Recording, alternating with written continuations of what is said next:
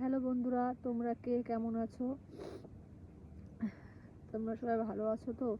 আর দেখো, আমি ভালো নেই। দেখো আমার চোখের অবস্থাটা কি হয়েছে। এত যন্ত্রণা, এত ব্যথা, বলে বোঝাতে পারবো না। প্লিজ তোমরা যদি কেউ জেনে থাকো কিছু, একটু কমেন্টে জানিও এটা কিভাবে ঠিক হবে। আমি ডক্টর দেখিয়েছি কিন্তু কিছুতেই ঠিক হচ্ছে না, ব্যথা তো কমছেই না। এত যন্ত্রণা, এই সাইড দেখো কেমন ফুলে গেছে।